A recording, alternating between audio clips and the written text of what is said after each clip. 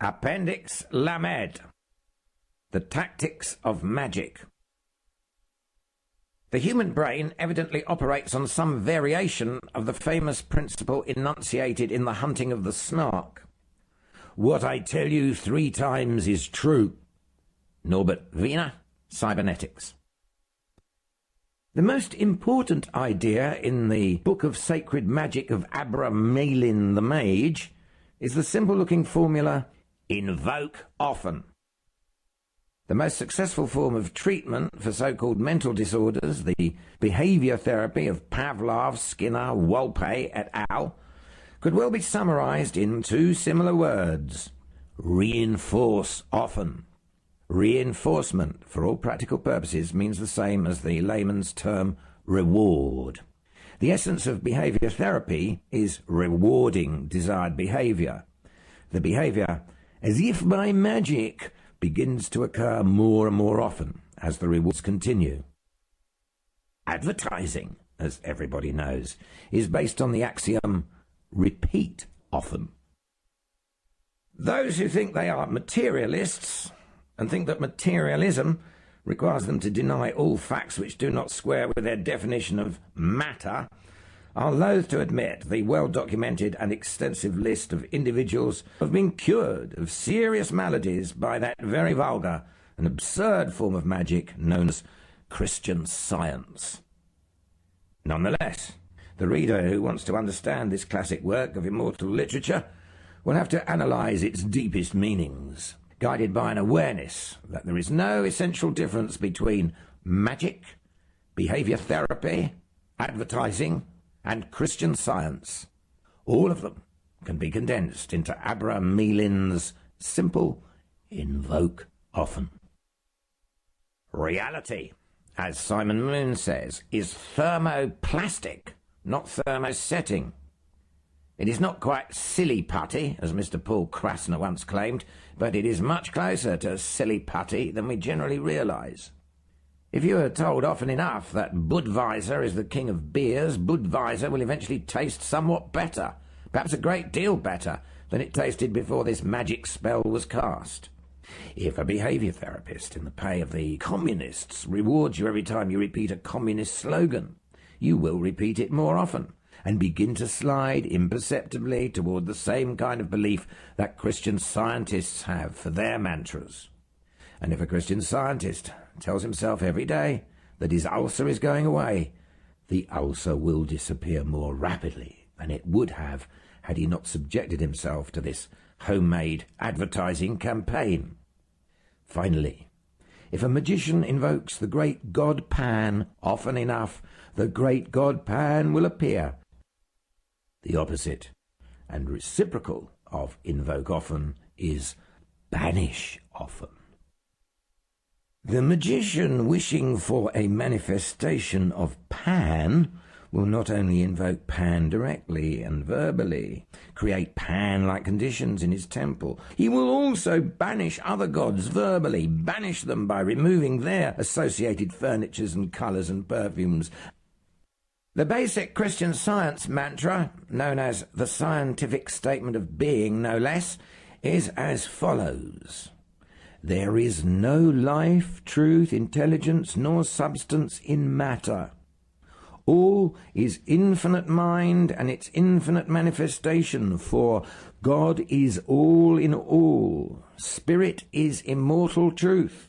Matter is mortal error. Spirit is the real and eternal. Matter is the unreal and temporal. Spirit is God, and man is his image and likeness. Therefore man is not material, he is spiritual. The fact that these statements are, in terms of the scientific criteria, meaningless, non-operational, and footless, is actually totally irrelevant. They work. Try them and see. As Aleister Crowley, no friend of Mrs. Eddy's, wrote, "Enough of because. May he be damned for a dog." If you are afraid that you might, in this Christian environment, fall into taking the Christian Science mantra too seriously, try instead the following simple experiment. For 40 days, and 40 nights begin each day by invoking and praising the world in itself as an expression of the Egyptian deities.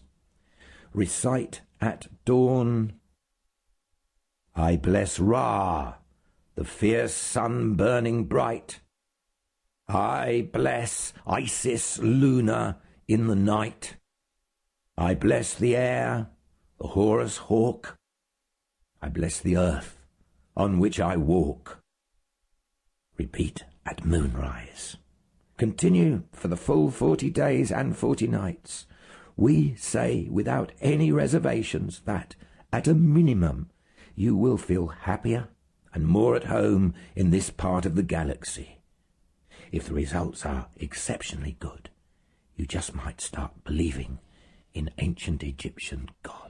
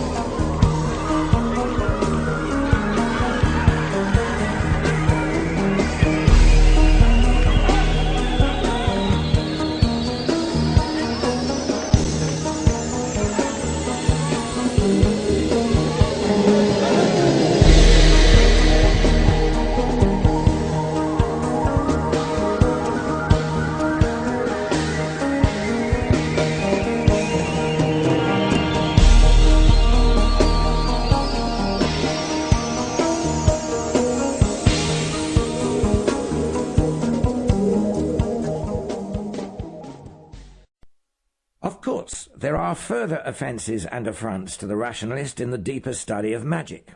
We all know, for instance, that words are only arbitrary conventions, with no intrinsic connection to the things they symbolise.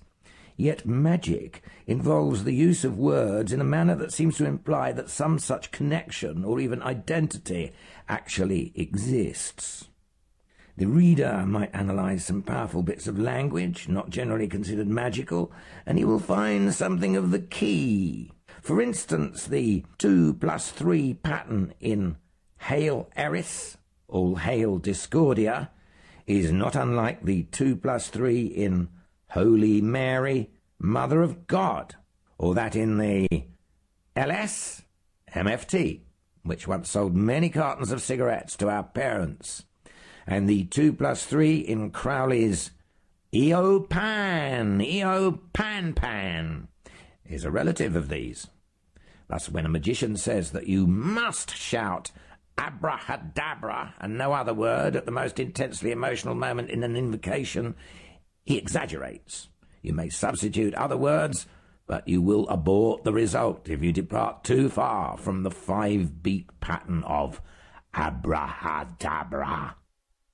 A glance at the end of Appendix Beth will save the reader from misunderstanding the true tenor of these remarks. Now this brings us to the magical theory of reality. Mahatma Guru Sri Paramahansa Shivaji, Alistair Crowley again under another pen name, writes in Yoga for Yahoos, "Let us consider a piece of cheese. We say that this has certain qualities, shape, structure, colour, solidity, weight, taste, smell, consistency, and the rest. But investigation has shown that this is all illusory.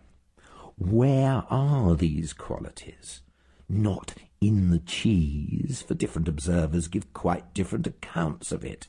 Not in ourselves, for we do not perceive them in the absence of the cheese. What then are these qualities of which we are so sure? They would not exist without our brains. They would not exist without the cheese.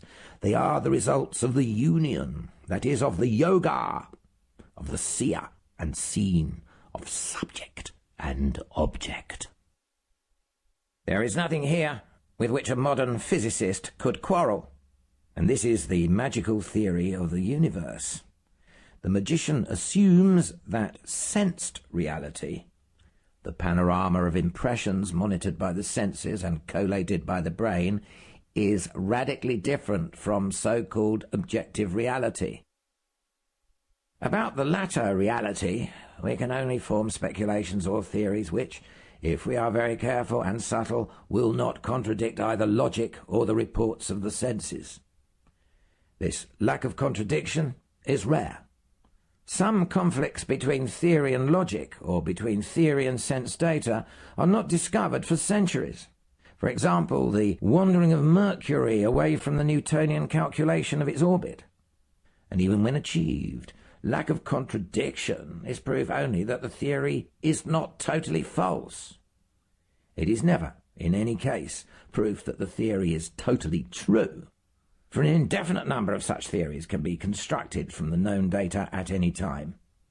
For instance, the geometries of Euclid, of Gauss and Riemann, of Lobachevsky and of Fuller all work well enough on the surface of the Earth, and it is not yet clear whether the Gauss-Riemann or the Fuller system works better in interstellar space.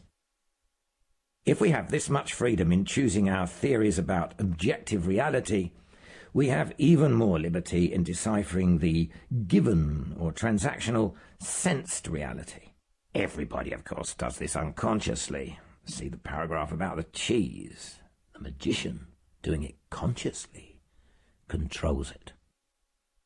This book, being part of the only serious conspiracy it describes, that is, part of Operation Mindfuck, has programmed the readers in ways that he or she will not understand for a period of months, or perhaps years.